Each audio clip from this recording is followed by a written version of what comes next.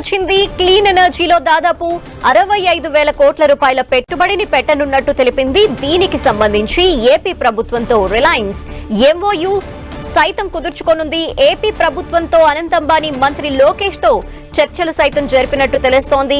ఈ పెట్టుబడి ద్వారా ఏపీలో సుమారు 2.5 లక్షల ఉద్యోగాల కల్పన జరగనుంది.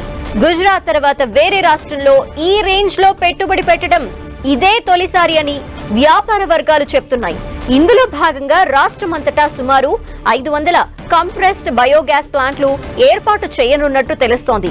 దీని ద్వారా సుమారు 2.5 లక్షల మంది యువతకు ఉపాధి అవకాశాలు లభించనున్నాయి.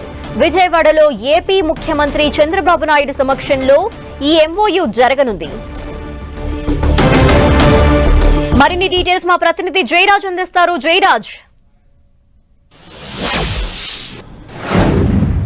ధనలక్ష్మి, ఆంధ్రప్రదేశ్లో రిలయన్స్ భారీగా పెట్టుబడులు పెట్టడానికి ముందుకు రాబోతా ఉంది. దీనికి సంబంధించినటువంటి ఆ ప్రక్రియ అంతా కూడా దాదాపు పూర్తయింది. నారా లోకేష్ అదేవిధంగా రిలయన్స్ ప్రతినిధులతో ఇటీవల చర్చలు జరిగినటువంటి నేపథ్యంలో రిలయన్స్ ఆంధ్రప్రదేశ్లో భారీగా పెట్టుబడులు పెట్టడానికి సుముఖత వ్యక్తం చేసింది. దాదాపు 65,000 కోట్ల రూపాయల పెట్టుబడుల్ని ఆంధ్రప్రదేశ్లో పెట్టడానికి రిలయన్స్ సుముఖత వ్యక్తం చేసినట్టుగా సమాచారం అందుతుంది.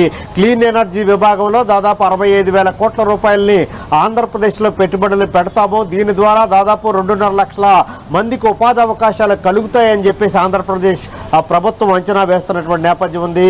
గుజరాత్ తర్వాత ఇంకెక్కడా కూడా ఇంత భారీ ఎత్తున పెట్టుబడులు పెట్టినటువంటి పరిస్థితులు అయితే ఇప్పటి వరకు కూడా రిలయన్స్ లేదు. గుజరాత్ తర్వాత ఆంధ్రప్రదేశ్లోని దాదాపు 65,000 కోట్ల రూపాయల పెట్టుబడులు పెట్టడానికి రిలయన్స్ సంస్థ ముందుకు రావడం పట్ల ఆంధ్రప్రదేశ్లో ఉన్నటువంటి రూపురేఖలన్నీ కూడా మారతాయనేటువంటి అంచనాలు వేస్తున్నారు. మొత్తం మీద సూపర్ 6లో భాగంగా ఎన్డీఏ ప్రభుత్వం రావటానికి ముందు రాష్ట్రంలో 20 లక్షల ఉద్యోగాల కల్పన చేపడతామని చెప్పేసి కూడా అప్పుడు మేనిఫెస్టోలో ప్రకటించినటువంటి నేపథ్యంలో ఒక్క రిలయన్స్ ఆంధ్రప్రదేశ్కు రావటం వల్ల 2.5 లక్షల మందికి ఉపాధి అవకాశాలు కలుపుతాయని చెప్పేసి ప్రభుత్వం అంచనా వేస్తోంది. దీని ద్వారా మొత్తం మీద రాబోయే కొద్ది రోజుల్లోనే దీనికి సంబంధించినటువంటి ఎంఈఓలు కూడా విజయవాడ కేంద్రంగా ముఖ్యమంత్రి నారా చంద్రబాబు నాయుడు అదేవిధంగా రిలయన్స్ ప్రతినిధి అంబానీ అనంత్ అంబానీలు దీనిపైన ఎంఓలు కుదుర్చుకునేటటువంటి అవకాశం ఉంది. మొత్తం మీద చూస్తే ఆంధ్రప్రదేశ్కి మంచి రోజులు రాబోతామని పరిశ్రమలకు ఇప్పటికే కొత్త పారిశ్రామిక విధానాన్ని కూడా ప్రభుత్వం ప్రకటించింది. అనేక రాయితీలు సింగిల్ విండో ద్వారా అనేక రకాలైనటువంటి పరిశ్రమలకు కావాల్సినటువంటి అనుమతులన్నీ కూడా మంజూరు చేస్తాము. ఎక్కడ ఏ విధమైన ఇబ్బంది లేకుండా చూస్తాము. జిఎస్టీతో సహా మిగతా ఏవైతే ట్యాక్స్లు ఉన్నాయో వాటన్నిటికి సంబంధించి ఎంత మేర తగ్గించగలిగితే అంత మేర తగ్గిస్తాము. ఇతరత్ర రాయితీలు ఇస్తామని చెప్పేసి ఇప్పటికే ఆంధ్రప్రదేశ్ ప్రభుత్వం ప్రకటించిన నేపథ్యంలో దేశ విదేశీ సంస్థలన్నీ కూడా ఇప్పుడు ఆంధ్రప్రదేశ్ వైపు చూస్తున్నటువంటి నేపథ్యం ఉంది.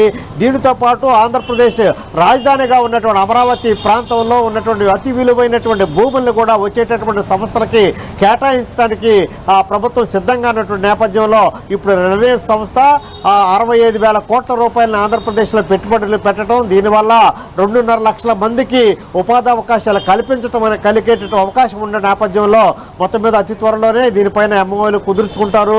భారీ కార్యాచరణ కూడా రూపొందిస్తున్నారు. త్వరలోనే ఈ విధానం అమలు అయ్యేట అవకాశం ఉంది. Dhanalakshmi. Okay, thank you Jayaraj.